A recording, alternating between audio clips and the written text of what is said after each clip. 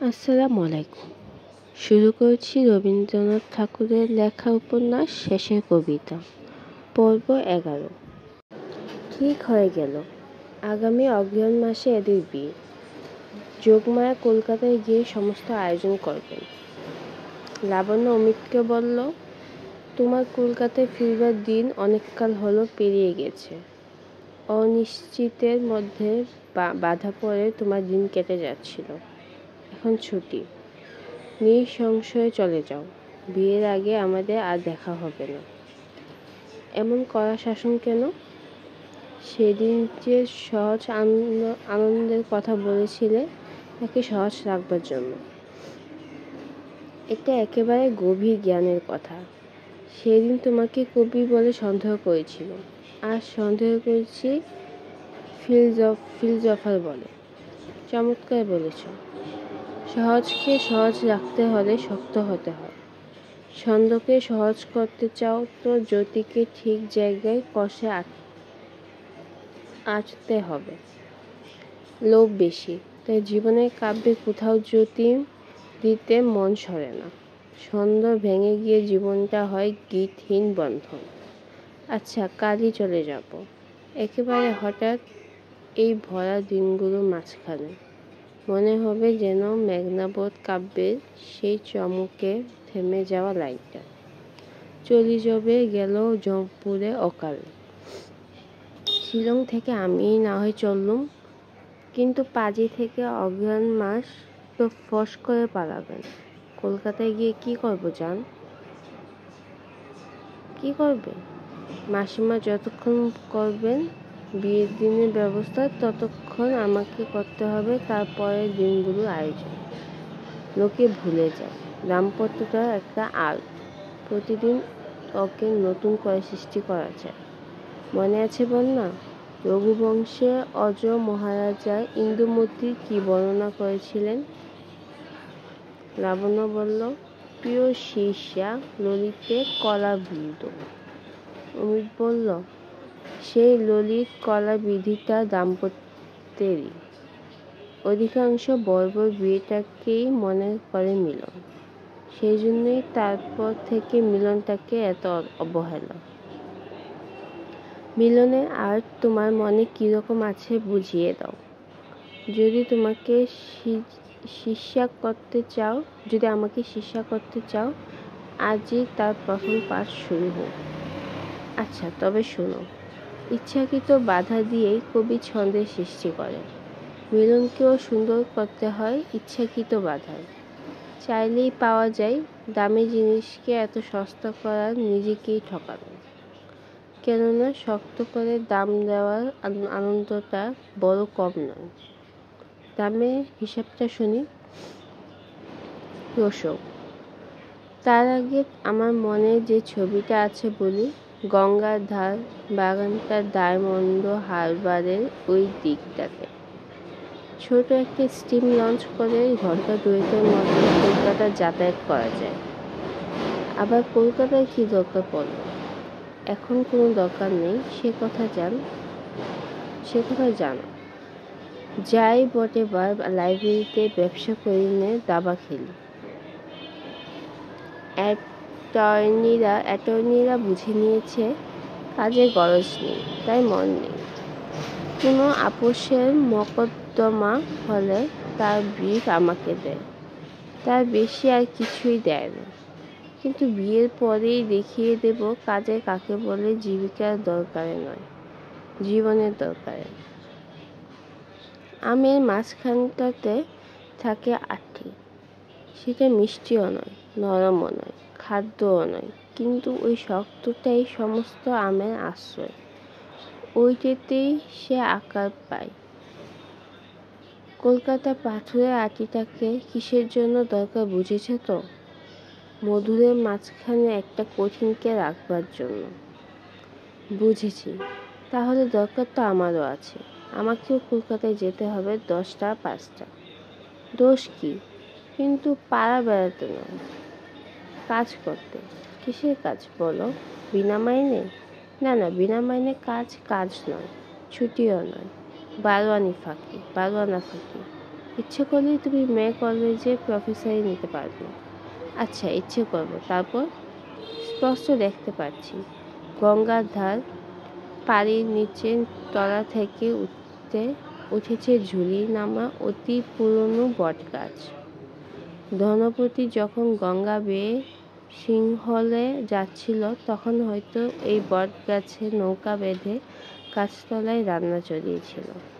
ওই দক্ষিণ ধারে ছেতলা পড়া বাঁধানো ঘাট, অনেকখানি ফাটল ধরা, কিছু কিছু বসে যাওয়া।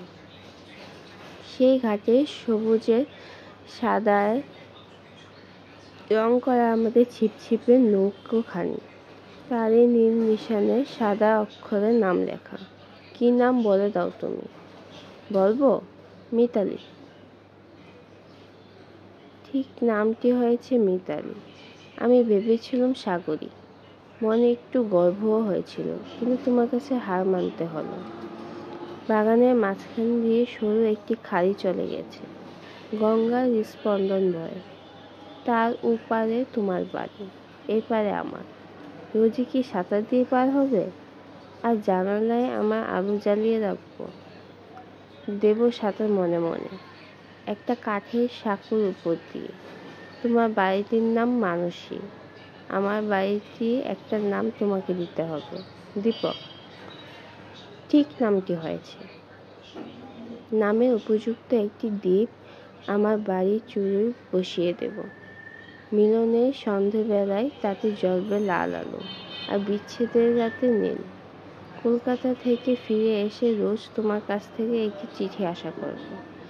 এমন হওয়া চাই, সেই চিঠি পেতেও পারি, না পেতেও পারি।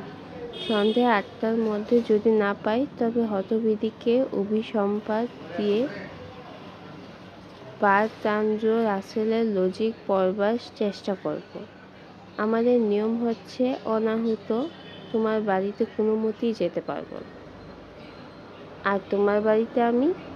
ঠিক এক নিয়ম হলেই ভালো হয়, কিন্তু মাঝে মাঝে নিয়মের ব্যতিক্রম হলে সেটা অসহ্য হবে না। নিয়মের ব্যতিক্রমটাই যদি নিয়ম না হয়ে ওঠে, তাহলে তোমার বাড়িটার দশা কী হবে ভেবে দেখো। বরঞ্চ আমি বোরকা পরে যাব। তা হোক, কিন্তু আমার নিমন্ত্রণ চিঠি চাই। সেই চিঠিতে আর কিছু থাকবার দরকার নেই, কেবল কোনো একটা কবিতা থেকে 2-4টি লাইন মাত্র। আর আমার নিমন্ত্রণ বুঝি বন্ধ? আমি একঘরে? তোমার নিমন্ত্রণ মাসে একদিন, পূর্ণিমার রাতে, 14টা তিথির খণ্ডটা, যেদিন চরম পূর্ণ হয়ে উঠবে। এবার তোমার প্রিয় শিষ্যাকে একটা চিঠির নমুনা দাও। আচ্ছা বেশ। পকেট থেকে একটা নোটবুক বের করে তার পাতা ছিঁড়ে লিখল, blow gently over my garden, wind of the southern sea. In the hour my earth cometh and called me. চুমিয়া যেও তুমি আমার বনভূমি, দক্ষিণ সাগরের সমীরণ, যে শুভক্ষণে মম আসিবে প্রিয়তম, ডাকিবে নাম ধরে অকারণে। লাবণ্য কাগজখানা ফিরিয়ে দিল না। অমিত বলল, এবারে তোমার চিঠি নমুনা দাও, দেখি তোমার শিক্ষা কতদূর এগুলো। লাবণ্য একটা টুকরো কাগজে লিখতে শুরু করলো। অমিত বলল, না, আমার এই নোট বইয়ে লিখো।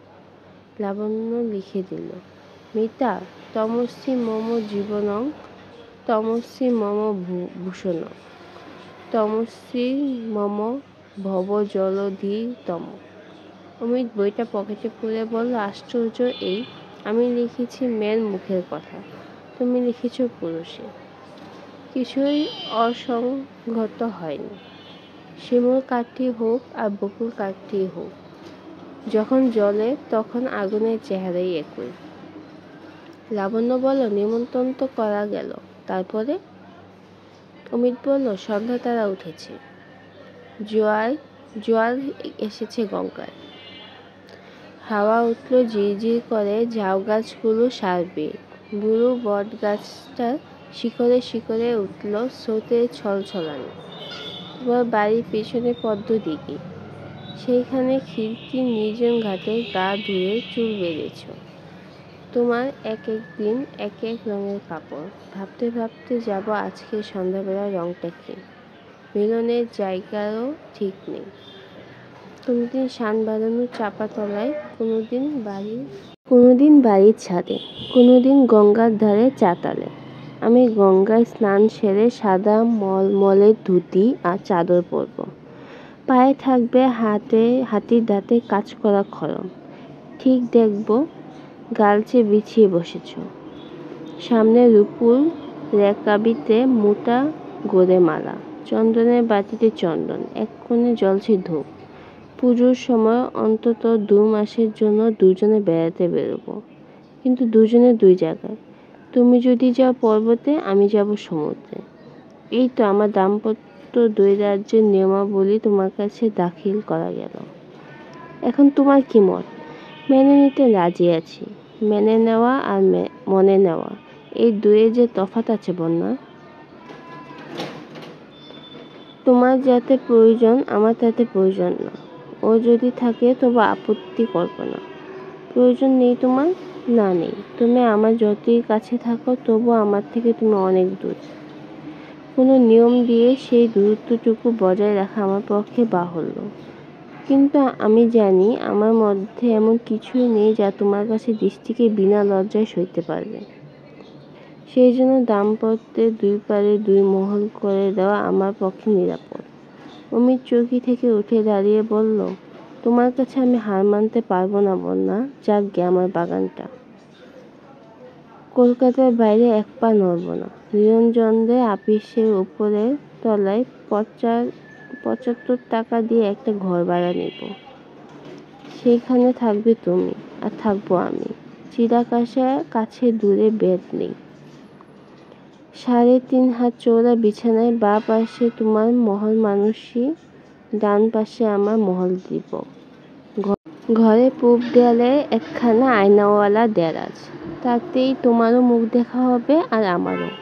পশ্চিম দিকে থাকবে বইয়ের আলমারি, পিঠ দিয়ে সেটা রোদ্দুর ঠেকাবে, আর সামনের দিকে সেটাতে থাকবে 2টি পাঠকের একটিমাত্র সার্কুলেটিং লাইব্রেরি।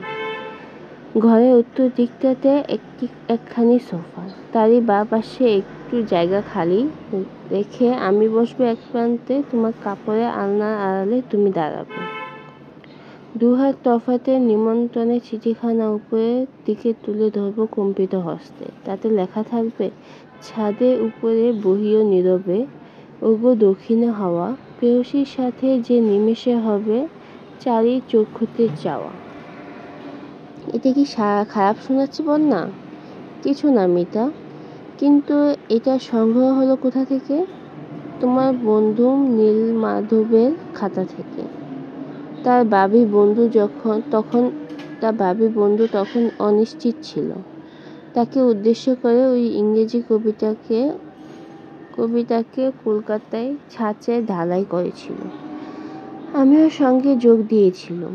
ইকোনমিক্সে MA পাশ করে 15,000 টাকার নগদ পণ আর 80 ভরি গয়না সমেত নববধূকে লোকটা ঘরে আনলো। 4 কক্ষে চাওয়াও হলো, দক্ষিণে বাতাসও বয়, কিন্তু ওই কবিতাতে আর ব্যবহার করতে পারলে না। এখন আর তার উপর শরিককে কাব্যটির সর্বস্বত্ব সমর্পণ করতে বাধবে না। তোমারও ছাতে দক্ষিণে বাতাসে বইবে, কিন্তু তোমার নববধূ কি চিরদিনই নববধূ থাকবে? টেবিলে প্রবল চাপড় দিতে দিতে উচ্চস্বরে অমিত বলল, থাকবে। যোগমায়া পাশের ঘর থেকে তাড়াতাড়ি এসে জিজ্ঞেস করলো, কি থাকবে অমিত? আমার টেবিল বোধ হচ্ছে থাকবে না। জগতে যা কিছু টেকসই সবই থাকবে। সংসারে নববধূ দুর্লভ, কিন্তু লাখের মধ্যে একটি যদি দৈবাৎ পাওয়া যায়, সে চিরদিনই থাকবে নববধূ। একটা দৃষ্টান্ত দেখাও দেখি। একদিন সময় আসবে, দেখাবো। বোধ হচ্ছে তার কিছু দেরি আছে, ততক্ষণে খেতে চলো। এখানেই শেষ করছি রবীন্দ্রনাথ ঠাকুরের লেখা শেষের কবিতা উপন্যাসটি। পর্ব 11।